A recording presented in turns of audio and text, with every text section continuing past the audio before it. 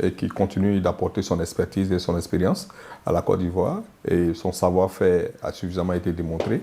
Son amour pour son pays a été suffisamment démontré. Son sens de la tolérance et du pardon suffisamment démontré. Et je pense que c'est quelqu'un qui peut permettre à la Côte d'Ivoire de vivre. On l'a vu, ça fait 15 ans qu'on vit dans une paix. Et donc, ce n'est possible que quand les gens qui sont à la tête des États sont eux-mêmes animés de paix et sont des hommes pacifiques. Et Ouattara est un homme pacifique. Merci. Merci à vous. Merci. C'est moi qui... Salut. Après avoir entendu tous ces drames-là qu'il a racontés là, est-ce que vous êtes sûr que ce qu'il dit là, c'est la vérité? Bon. Moi, je vais vous faire écouter une autre personne qui n'a rien à voir avec cette politique-là, mais qui va parler un peu d'une réalité. Allons aller pour la capitale. Elle est arrivée dimanche et mon fils a dit mercredi là, sa mère ne dort pas là. On appelle des cliniques pour qu'ils nous donnent des ambulances et tout ça. Chacun se rétracte. Et il y a un ami de mon fils avec qui il a fait l'école primaire à Mermoz qui a dit écoute Alain, ta grand-mère, tu n'auras pas une clinique qui va te prêter une ambulance. Ils ont reçu des mots d'ordre. Donc il avait une 4x4. Il dit, alors son ami d'enfance lui a donné une 4x4 et il y a un médecin, un de nos amis, qui a médicalisé la 4x4 et c'est cette 4x4 qui a accompagné maman au village, qui a pris sur elle d'accompagner maman au village.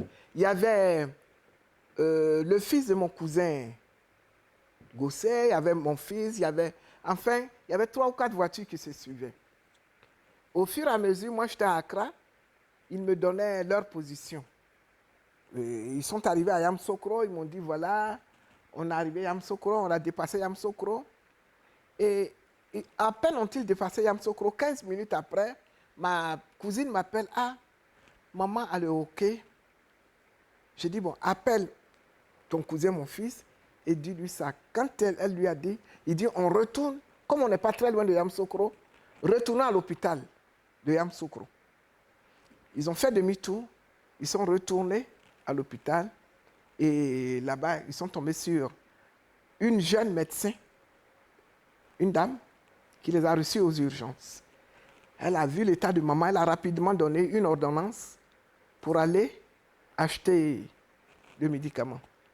Et elle a couché là, maman avait sa tête sur les pieds de son petit-fils. Et puis pendant que le monsieur, le cousin est allé acheter les médicaments, dès qu'il a ouvert la porte, maman a expiré. Et elle a expiré aux urgences de Yamoussoukro. On l'a mis sur un lit, elle a expiré aux urgences de Yamoussoukro.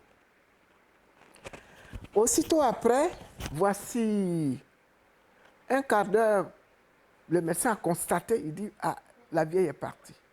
Un quart d'heure après, voilà un cordon de policiers qui arrive pour dire, voilà, on vous arrête parce que vous avez transporté quelqu'un de mort dans une voiture banalisée. On dit non, elle vient d'expirer, ils disent non, ils les ont arrêtés. Et oui, le fils de mon cousin Gosset. Vous avez entendu ça? Comment il s'appelle? Le gars des Aïbouyo là. Oh, qui est au RDM maintenant là. Guégué, Alcide Guégué, qui est un parent maman, qui l'accompagnait. Alcide Guégué, mon fils, et tous, enfin 3 ou 4 personnes, ils les ont arrêtés, ils les ont amenés à la police. Et ils ont pris le corps pour amener le corps aux urgences. Donc, on m'appelle, mon fils m'appelle, maman, nous sommes arrêtés, nous sommes accusés d'avoir transporté un cadavre dans une maison, dans une voiture qui n'est pas faite pour ça. Il dit, bon. Ils sont restés là-bas 24 heures. Wow. Et puis, le médecin avait disparu. Le médecin qui a constaté, voilà, qui a reçu la maman. Donc, le lendemain de leur arrestation, elle est apparue, elle est allée au commissariat. Elle dit, c'est moi le médecin qui a reçu la vieille. La vieille est venue, elle était en vie. La preuve, j'ai fait une ordonnance pour qu'on aille acheter des médicaments. Est-ce que je peux faire une ordonnance pour un cadavre? C'est moi qui ai reçu la vieille. Et elle a expiré pendant qu'on est allé acheter le médicament. C'est comme ça, les commissaires ont présenté des excuses à ceux qu'ils avaient arrêtés. Et puis ils les ont laissés. Et le corps, ils ont mis le corps dans un corbillard. Ah, figure-toi que j'étais en train de chercher mes mots pour le lui annoncer. C'est lui qui m'appelle. Ah ouais. Il dit, on dit que maman est partie. Je ne sais pas. J'ai dit oui. Il dit, maman est partie. J'ai dit oui. On dit, bon, sois forte, tu as fait ce que tu as pu. Mais je sais que lui-même, parce que c'était son ami, là, c'était sa complice, c'était son ami. Lui, il était vraiment, lui était fusionnel. Voilà. Donc, c'est comme ça qu'il a appris. Maman est partie, oui. En tout cas, désolé maman de vous rappeler des souvenirs douloureux. Et il a appelé Sangaré. Il a appelé son ami Sangaré. Ma mère vient de partir. J'ai fait une demande pour rentrer. Ouattara refuse. Je crois 2 fois, il a fait la demande. C'était non. Il dit, bon, écoute Sangaré, occupe-toi des obsèques de ma mère. Ouattara refuse que je vienne enterrer ma mère. Occupe-toi. Et c'est comme ça que Sangaré a pris les devants des obsèques de maman. Moi, je suis venu, maman est décédée le 15 octobre 2014. Je suis venu le 22 janvier 2015. Maman a été enterrée le 7 février 2015. Mon frère pour le décès de la maman, Gado Marguerite, et d'Abdourahmane Sangaré, tous les deux sont partis alors qu'il était absent du territoire. Et je lui ai dit que nous avons une pensée bien sûr pour eux et nous continuons de prier pour qu'ils reposent en paix. Une maman, c'est très important pour nous tous. Et quand j'ai perdu ma mère, alors que moi j'étais en exil, Laurent Gbagbo a facilité mon retour pour que je puisse participer et prendre en charge les funérailles. Donc c'est quelque chose que je ne peux pas oublier. Je voudrais donc témoigner en cela et dire que ça a été un moment douloureux, je sais pour toi, et je te réitère toutes mes condoléances. Merci. Vous qui regardez la vidéo, ça ne vous frise pas un peu cette colère de l'entendre parler ainsi? À moi, ça me fait mal de le voir faire un truc pareil. C'est comme si j'étais à côté, j'allais l'étrangler parce que en public, tu viens dire des âneries pareilles. Bon, moi, je pense que c'est une vérité que tu es en train de dire. Mais pourquoi aussi mauvais, aussi méchant? Même le diable même est gentil. Le diable, il est gentil.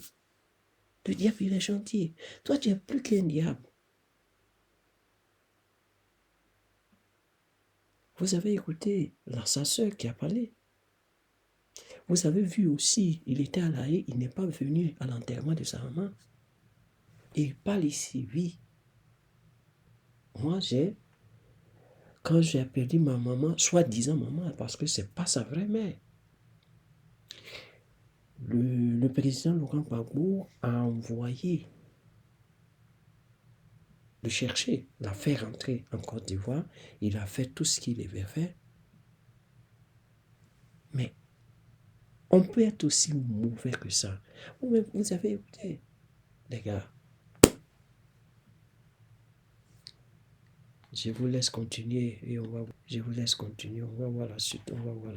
Voilà. Ça, c'est... Pour notre pays, la nécessité de renforcer la cohésion nationale, de continuer de renforcer la réconciliation. Nous sommes convenus aussi de nous revoir de temps en temps, certainement après donc, le mois d'août, pour continuer ces entretiens et associer.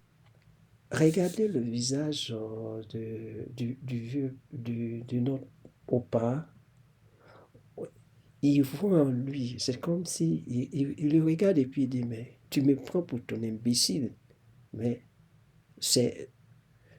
tu vas payer ça très cher, tu vas le payer. Parce que, vous avez vu, regardez son visage. Et c'est comme ça, c'est ce que ça exprime. Tu vas payer ça très cher.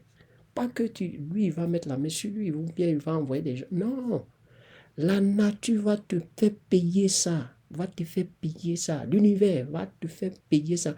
La loi du karma, là, ça ne ment pas. Tu as fait, non? Tu as déjà fait. C'est comme si tu as mis ton argent en banque. Ça va produire. Ça va produire. Et tu vas récolter ça. Tu vas prendre. Ça, là, c'est pas que quelqu'un va... Si tu n'as pas pris ça, toi, tes descendants vont prendre ça. Ça, il n'y a rien à faire. Bon, on continue.